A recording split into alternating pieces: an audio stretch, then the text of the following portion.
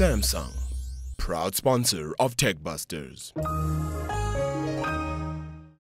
Easton LaChapelle is an extraordinary young man. He started working on robotics at the age of 14, and when he was at a fair in Colorado, he built the first prototype of this robotic arm, and he met a young lady without a limb. And that's what inspired him to build the second generation of this robotic arm. He's just 17 years old, and he's in the country to demonstrate this technology to the University of Witwatersrand and to Tikkies University in Pretoria.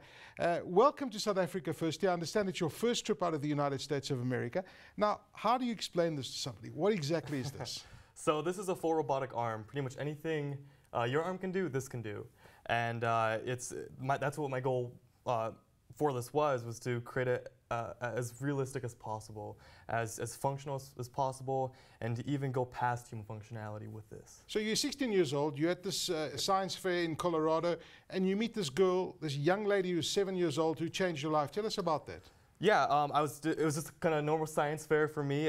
Went there with my first generation of the arm, and I was showing it to the public, and all of a sudden this 7-year-old girl came up to me, and I noticed that she had a prosthetic limb. And I started talking to her parents more about it, and I mean, she was fascinated with it. She was playing with it. She was all over it. She was so intrigued within it. And I started talking to her parents more, and I found out that the prosthetic limb that she had was $80,000. And that's a lot of money to anyone. And the thing was that she was 7, so she'd probably need about 2 or 3 of those within her lifetime.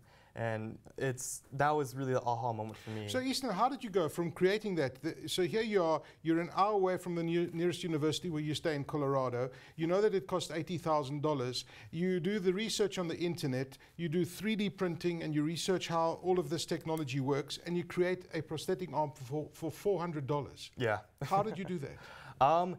Definitely, I mean, trial by error. This is what I like to do. I always try and find different ways to make it better, and just a lot of different innovations along the way. Again, trying to find compromises between strength and cost. It's kind of a whole different battle, and just keep refining my work more and more, and getting to the point where this can be on someone. This can change people's lives. So you can put this onto your head. It reads the electrical impulses, and it translates that into the signals in the robotic arm, and you're able to control the robotic arm using your mind. Really. Exactly. Yeah. Yeah. And I mean, how much does this weigh? It looks pretty heavy. So this actually weighs less than a human arm. The human arm is right about 4.5 kilograms, and this weighs right about 4 kilograms. So extremely lightweight.